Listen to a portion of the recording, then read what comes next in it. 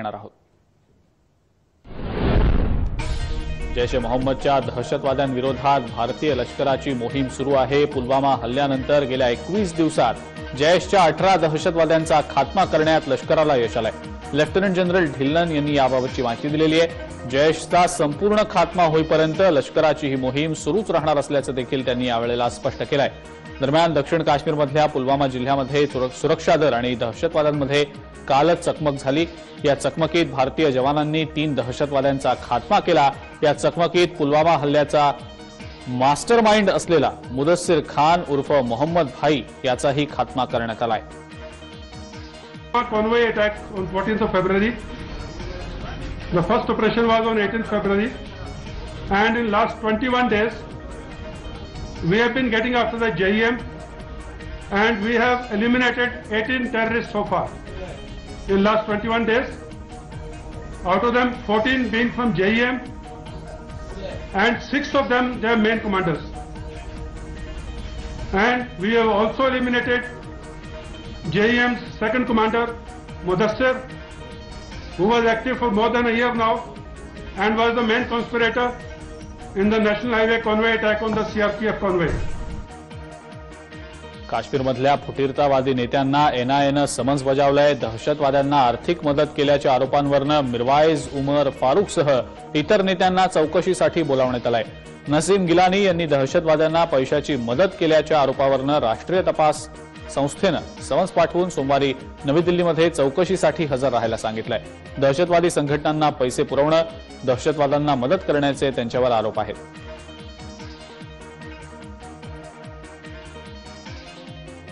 राष्ट्रवादी काँग्रेसचे अध्यक्ष शरद पवार यांनी माढा लोकसभा मतदारसंघातून माघार घेतली आहे।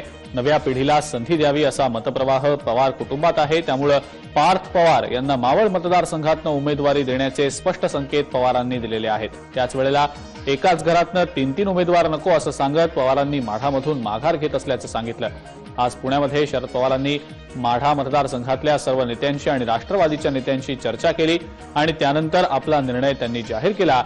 पण मावळमधून पार्थ पवार यांची उमेदवारी मात्र जाहीर केलेली नाही। माझी मुलगी तिची बारामती लोकसभामधनं कॉन्टेस्ट करते आणि माझा नातू हा पार्थ पवार त्याच्या संबंधीचा आग्रह विशेषतः तो मतदारसंघ असा आहे की ज्या ठिकाणी शेतकरी कामगार पक्ष याचं एक अतिशय प्राबल्य आहे। अहमदनगरची जागा काँग्रेससाठी सोडण्यास शरद पवारांनी स्पष्ट नकार दिलाय। डॉ. सुजय विखे पाटील यांच्या भाजप प्रवेशाच्या चर्चेबाबत प्रतिक्रिया देताना पवारांनी पक्षाची भूमिका स्पष्ट केली आहे। तसंच विखे पाटील हे काँग्रेसशी एकनिष्ठ राहतील आणि निवडणुकीत पक्षाचं काम करतील अशी अपेक्षाही पवारांनी व्यक्त केली आहे। ही जागा राष्ट्रवादीकडे पूर्वी होती।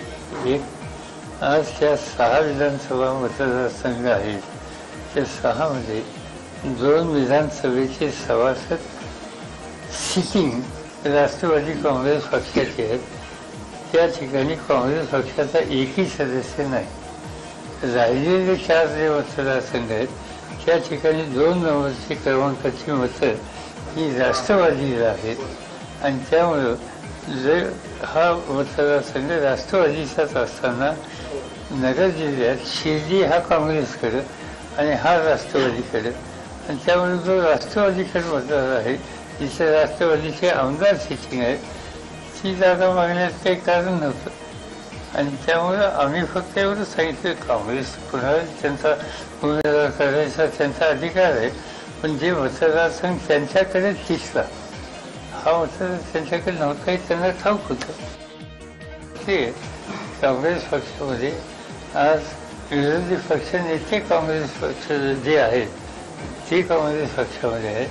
त्या जिल्ह्याच्या जिल्हा परिषदेच्या अध्यक्षा त्या कुटुंबातल्या त्या ठिकाणी आहेत आणि या सगळ्यांचा काँग्रेस निश्चयाबद्दल माझ्या मनात शंका नाही।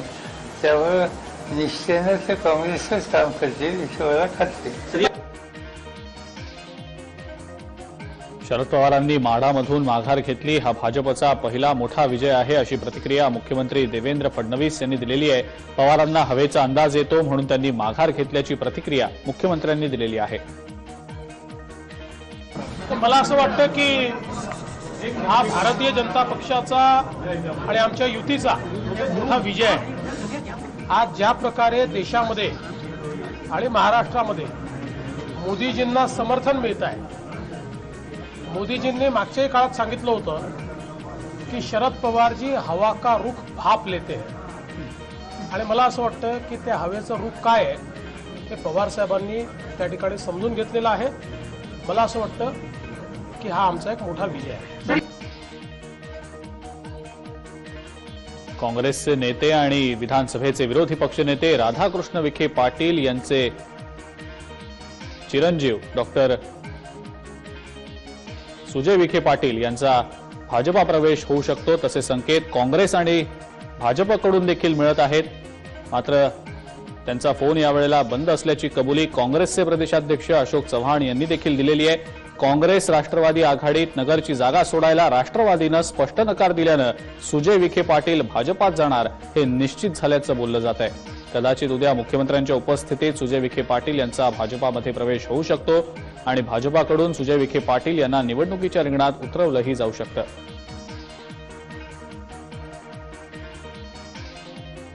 अहमदनगर लोकसभा मतदारसंघातनं भाजपतर्फे डॉक्टर सुजय विखे पाटील यांना उमेदवारी मिळण्याची चर्चा सुरू आहे। यामुळे अहमदनगरमधले भाजपचे सध्याचे खासदार दिलीप गांधींचे समर्थक मात्र नाराज झालेत। अहमदनगरमधले भाजपाचे कार्यकर्ते पदाधिकारी आज मुख्यमंत्र्यांच्या भेटीला आले। यावेळेला त्यांनी मुख्यमंत्र्यांसमोरच खासदार दिलीप गांधी यांच्या नावाच्या जोरदार घोषणा दिल्या। विद्यमान खासदार दिलीप गांधी यांनाच उमेदवारी देण्याची मागणी यावेळेला कार्यकर्त्यांनी केली। दिलीप गांधी ना पहिल्यापासून तर भाजप जनता पार्टीचं काम करत असताना निष्ठावान कार्यकर्ते आहेत। त्यांचे अन्याय होऊ नये, 3 वर्ष टर्मवरती 15 वर्ष ते खासदार आहेत, त्यांच्या कोणत्या प्रकारच्या पक्षाने अन्याय करू नये, सर्वसामान्यांची त्यांची नाळ जुळलेली आहे, त्यामुळे त्यांना पक्षात तिकडे मिळावं एवढं केलं। दिलीप गांधी हे प्रामाणिक असे कार्यकर्ते आहेत म्हणून वर झालेले आहेत। ते आज खासदार झाले म्हणजे त्यांनी खूप घाम गाळलेला आहे आणि मला खात्री आहे की मुख्यमंत्री महोदय हे विचारी आहेत, ते प्रामाणिक कार्यकर्त्यावर अन्याय निश्चितपणे होऊ देणार नाही अशी आमची कार्यकर्त्याची मुख्यमंत्र्यावर दृढ अशी श्रद्धा आहे। वंचित बहुजन आघाडीचे नेते प्रकाश आंबेडकरांनी सोलापुरातनं निवडणूक लढवणार असल्याचं जाहीर केलंय आणि त्यानंतर वंचित बहुजन आघाडीच्या कार्यकर्त्यांनी एकच जल्लोष केलाय। मात्र यामुळे काँग्रेसला चांगलाच धक्का बसलाय। काँग्रेसमधून माजी केंद्रीय मंत्री सुशीलकुमार शिंदे हे सोलापुरातनं लोकसभेसाठी उभे असणार आहेत। प्रकाश आंबेडकरांच्या या घोषणेमुळे सुशीलकुमार शिंदेंच्या अडचणींमध्ये आता वाढ होण्याची शक्यता आहे। लक्ष्मण मानेने जाहीरच केली आहे, आता अधिकृतरित्याने काय अजून आहे, त्यांनी जाहीरच केली आहे की मी सोलापूर मधून लढणार आहे म्हणून यादी आली की त्याच्यामध्ये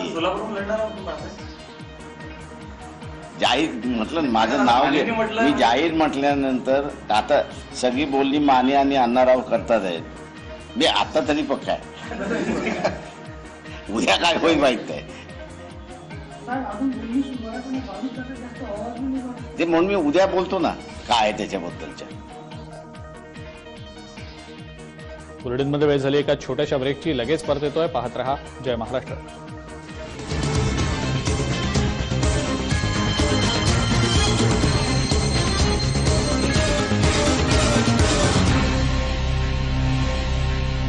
सगळ्या सत्ताधिकाऱ्यांना घरात बसून आज नवीन युवा पिढीला सपोर्ट करण्याची गरज आहे।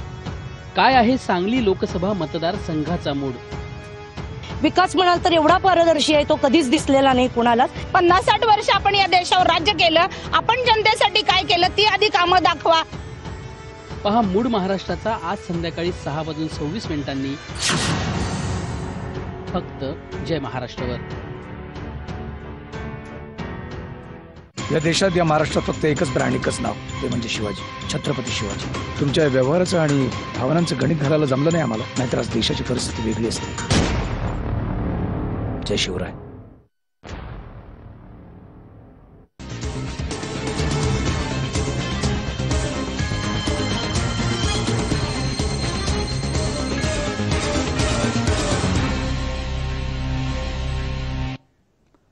ब्रेकनंतर 1 मिनिट 1 न्यूज मध्ये इतर महत्त्वाच्या घडामोडींचाही आढावा घेऊया। कोल्हापूर लोकसभा मतदारसंघामध्ये राष्ट्रवादी काँग्रेस विरुद्ध शिवसेना अशी थेट लढत होणार आहे। गेल्या वेळेला मोदी लाट असताना राष्ट्रवादी न काँग्रेसच्या मदतीनं ही जागा आपल्याकडे राखण्यात यश मिळवलं होतं.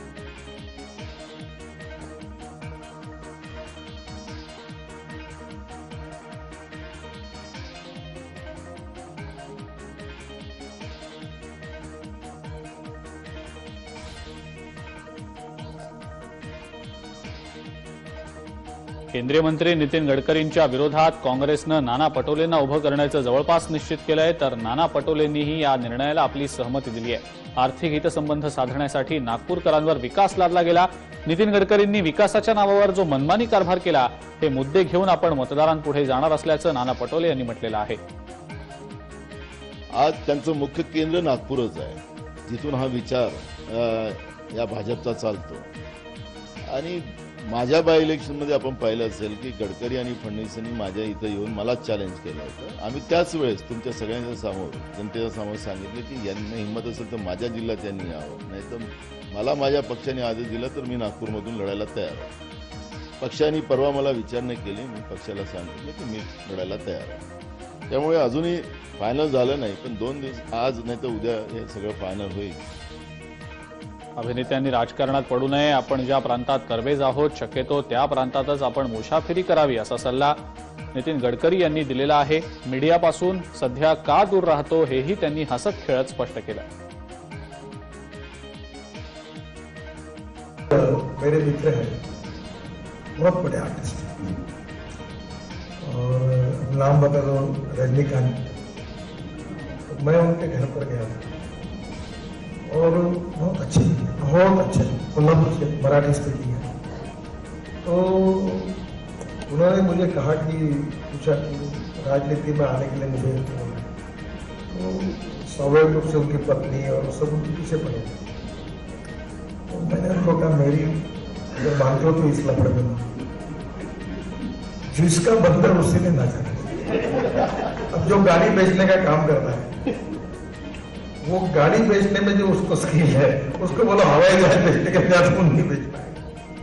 जिसका जो एक्सपीरियंस है और जो एक्सपर्टाइज है वही काम उसने करना.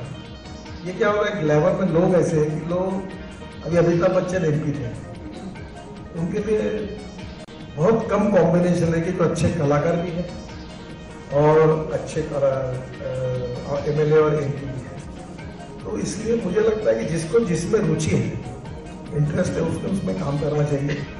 और ये जो हम लोग इधर से उधर लोगों को ढकेलते हैं, उनके साथ भी अन्याय होता है. वो कसौटी के ऊपर समय की, फिर वो फेल नहीं होगी.